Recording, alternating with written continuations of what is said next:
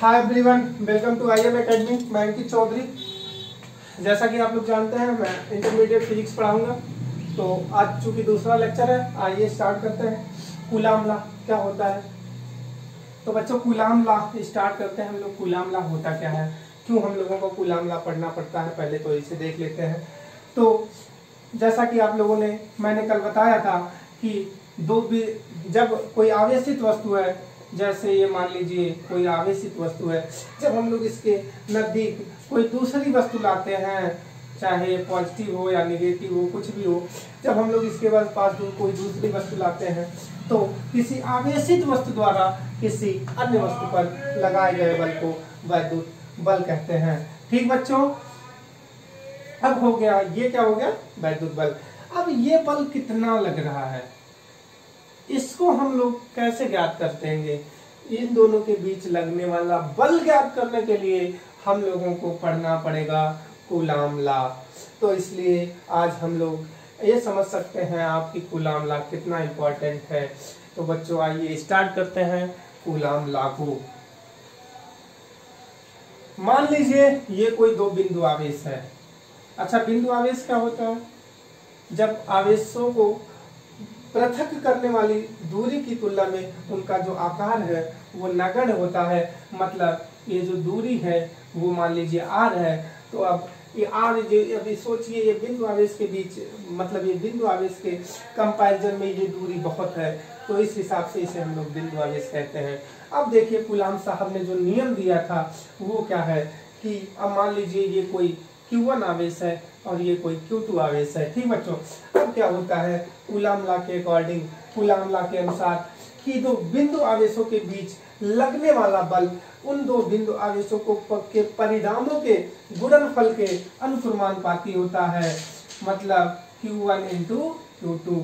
और क्या होता है, उन दोनों आवेशों के परिणामों के गुणनफल के अनुक्रमानुपाती होता है तथा उनके बीच की दूरी के वर्ग के व्युत्क्रमानुपाती होता है। ठीक बच्चों, ये दो इक्वेशन हैं।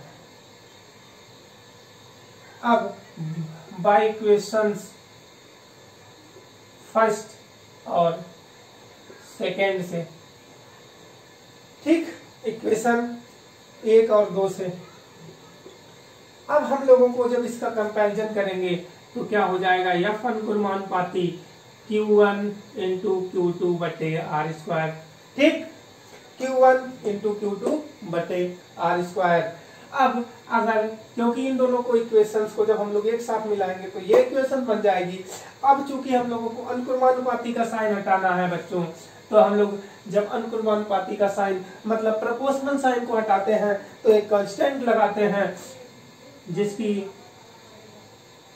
तो ये है कूलाम लॉ का डेरिवेशंस। अब इसका विस्तृत रूप हम लोग देखेंगे धीरे धीरे। ठीक, ये है कूलाम लॉ का मतलब शॉर्ट रूप। अब हम लोग K की वैल्यू देखते हैं क्या होता है। K की वैल्यू क्या होता है? 1/4 पाई एप्सिलॉन × Q1 × Q2 बटे R²। ठीक, ये होता है K की वैल्यू। ठीक बच्चों, अब K क्या है?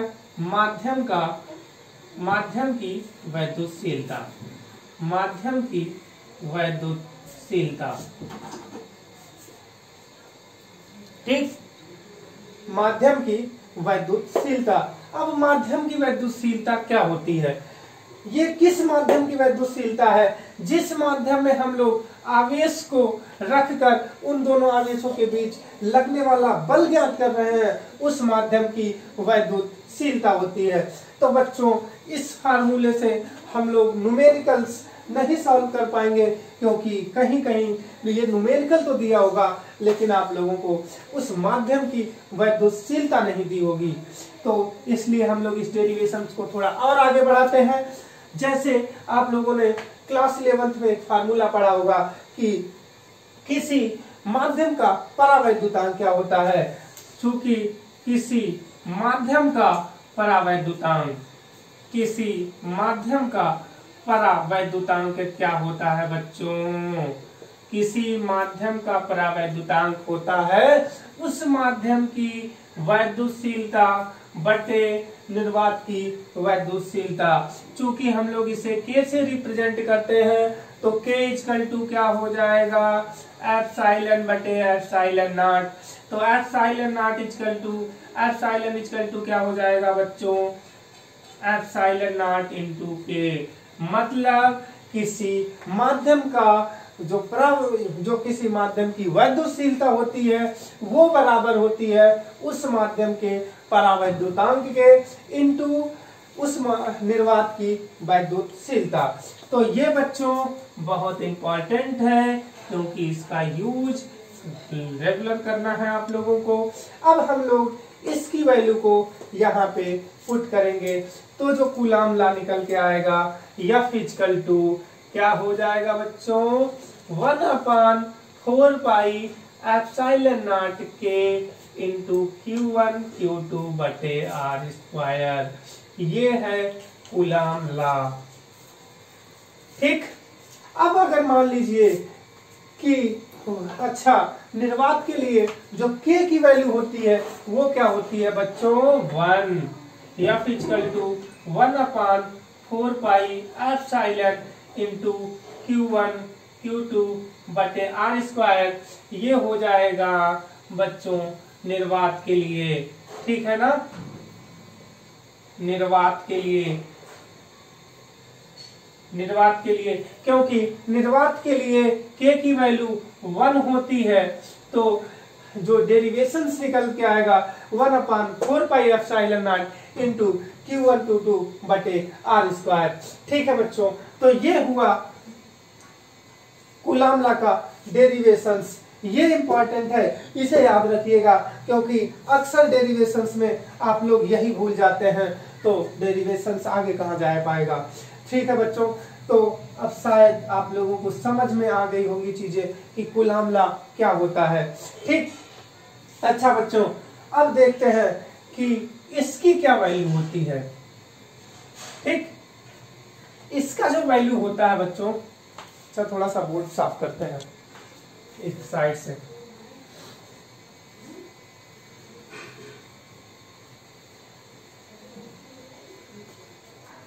One upon 4 pi epsilon not की जो वैल्यू होती है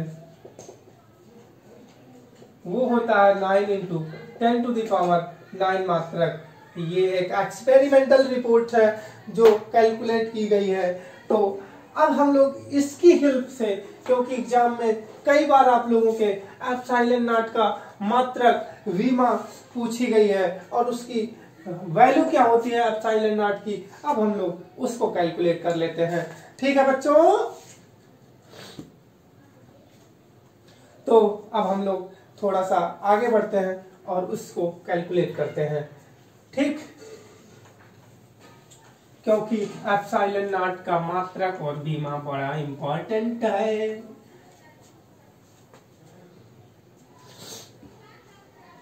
ठीक है बच्चों, तो अब मान लीजिए F इक्वल टू क्या होता है, 1/4 पाई एप्सिलॉन नॉट। निर्वात के लिए क्या होता है, यही तो होता है, Q1 Q2 बटे R स्क्वायर। अच्छा, अब अगर मान लीजिए एप्सिलॉन नॉट इक्वल टू निकालना हो तो क्या हो जाएगा, मुझे निकालना है एप्सिलॉन नॉट, तो क्या होगा बच्चों, एप्सिलॉन नॉट इक्वल टू, तो पहली बात कि इसको हम लोग ऐसे छोड़ देते हैं, एप्सिलॉन नॉट को यहां ले जाते हैं। ठीक, तो एप्सिलॉन नॉट इक्वल टू क्या आएगा, देखिए इसको हम लोग यहाँ भेज देते हैं और F को यहाँ ले आते हैं, तो क्या हो जाएगा बच्चों, 1 epsilon naught equal to 1/4 pi Q1 Q2 बटे FR स्क्वायर। ठीक, तो ये क्या है बच्चों, जैसे मैंने माना था ये दो Q1 और Q2 आवेश है और ये है उनके बीच की दूरी और F क्या है, उनके बीच लगने वाला बल। तो अब हम लोग लिख सकते हैं कि एप्सिलॉन नॉट का जो मात्रक होगा वो क्या होगा। अब इसका मात्रक, चूंकि ये कांस्टेंट टर्म है तो इसका तो कोई मात्रक नहीं होता, लेकिन आवेश का मात्रक जैसा कि मैंने आप लोगों को बताया है कि क्या होता है, कूलाम। आवेश का मात्रक क्या हो जाएगा बच्चों, कूलाम। और चूंकि कूलाम इंटू कूलाम तो क्या हो जाएगा, कूलाम का स्क्वायर बटे ये क्या है, फोर्स। फोर्स की यूनिट, फोर्स का मात्रक क्या होता है, न्यूटन। ठीक, और अच्छा हिंदी में लिखते हैं आराम से। फोर्स का मात्रक क्या हो जाएगा बच्चों, न्यूटन। और ये क्या है, दोनों आवेशों के बीच की दूरी, और दूरी का मात्रक क्या होता है, मीटर। तो क्या हो जाएगा, मीटर का स्क्वायर। तो ये हुआ बच्चों जो एप्सिलॉन नॉट का मात्रक। ठीक, अब हम लोग मात्रक से कैलकुलेट करेंगे विमा की, एप्सिलॉन नॉट की विमा क्या होती है। चूंकि बच्चों एप्सिलॉन नॉट का विमा क्या होगा, इसका जो विमीय सूत्र होगा वो क्या होगा। अब जैसा कि हमने बताया था ये दोनों क्या है, आवेश, और आवेश की विमा क्या होती है, एटी। तो ये क्या हो जाएगा, एटी इंटू एटी बटे फोर्स की विमा क्या होती है बच्चों, यम एल टी पर -2। ओके, और डे क्या है, डिस्टेंस। डिस्टेंस मीन्स दूरी, दूरी की विमा क्या होती है, एल। तो यहाँ क्या हो जाएगा बच्चों, एल स्क्वायर। अब हम लोग इसको सॉल्व कर लेते हैं सही से। अब देखो क्या होगा, 80 मतलब ए स्क्वायर टी स्क्वायर। ठीक, अब यम एल टी, अब बच्चों यम को हम लोग ऊपर ले जाएंगे तो क्या हो जाएगा, यम पर -1। ठीक, यम पर -1, और यल मतलब एल क्यूब। अब देखो मल्टीप्लाई में है तो एल क्यूब, यल स्क्वायर इंटू यल क्यूब। ऊपर ले जाएंगे तो यल पर -3। अब क्या बचा, टी पर -2। ऊपर ले जाएंगे तो टी पर पावर 2। ये बच्चों क्या हो गया, एप्सिलॉन नॉट का विमीय सूत्र। ठीक, अब हम लोग थोड़ा सा और आगे बढ़ते हैं, क्योंकि अच्छा एक मिनट, ये क्या हो जाएगा, टी स्क्वायर टी पे पावर 4 हो जाएगा, मतलब ए स्क्वायर टी पे पावर 4, एम पे -1, यल पर -3। ठीक, थोड़ा ध्यान दिया करिए। ये हुआ आप लोगों का एप्सिलॉन नॉट का विमीय सूत्र। अब थोड़ा सा एप्सिलॉन नॉट की हम लोग वैल्यू देख लेते हैं कि क्या होगी।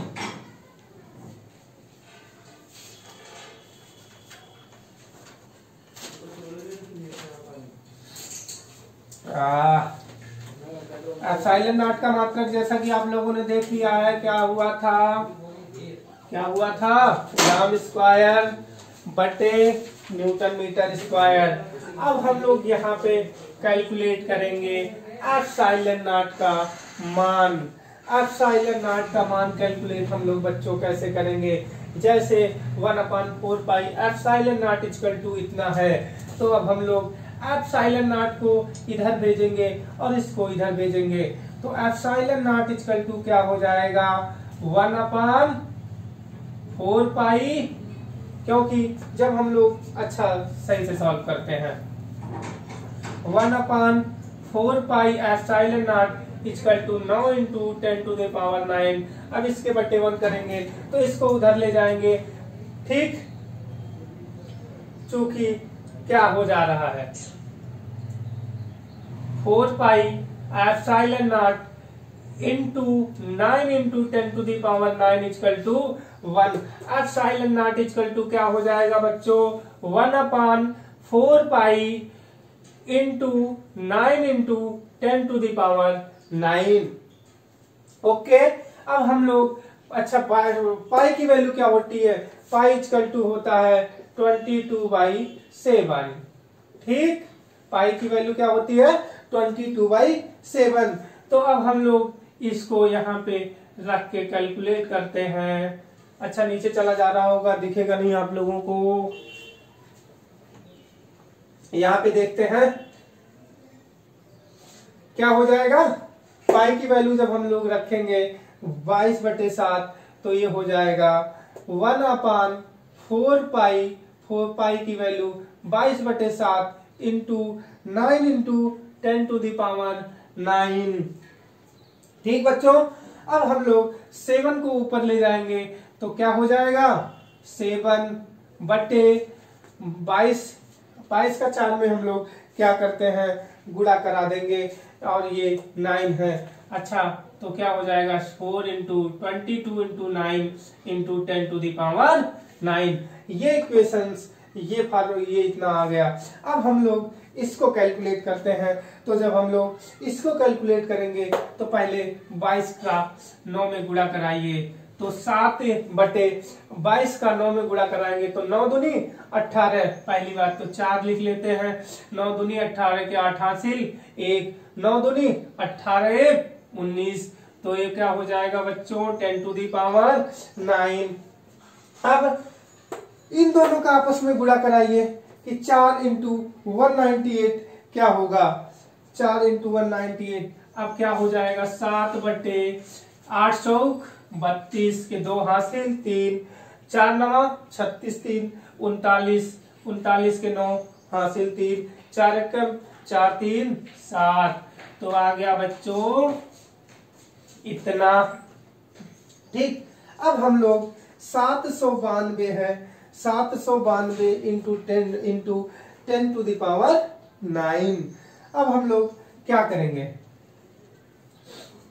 इसको हम लोग मल्टीप्लाई करेंगे इंटू, क्योंकि चीजों को हम लोगों को सॉल्व करनी है तो सॉल्यूशन इजी हो, इसलिए हम लोग क्या करते हैं, इसको हम लोग मल्टीप्लाई कर लेते हैं। कितने से कर लिया जाए, चूंकि 1000 से मल्टीप्लाई कर लेते हैं। तो अगर 1000 से मल्टीप्लाई करेंगे तो ये हो जाएगा 7000 और यहाँ क्या आ जाएगा 792। इसे रहने देते हैं, 792 इंटू 10⁻³ इंटू 10⁹9।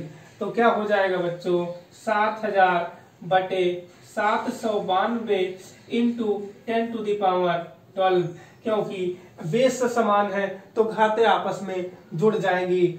तो अब क्या हो जाएगा, अब 7000 में 792 से जब हम लोग भाग देंगे तो तकरीबन आ जाएगा 8 दशमलव क्या आ जाएगा 854 और इंटू 10⁻12 को हम लोग जब ऊपर ले जाएंगे तो ये क्या आ जाएगा 10⁻−12। और इसकी जो यूनिट होती है, जैसा कि अभी अभी आप लोगों ने पढ़ा है, कूलाम स्क्वायर बटे न्यूटन मीटर स्क्वायर। ठीक बच्चों, ये रहा एप्सिलॉन नॉट की वैल्यू जो आप लोगों से कभी कभी पूछी जाती है।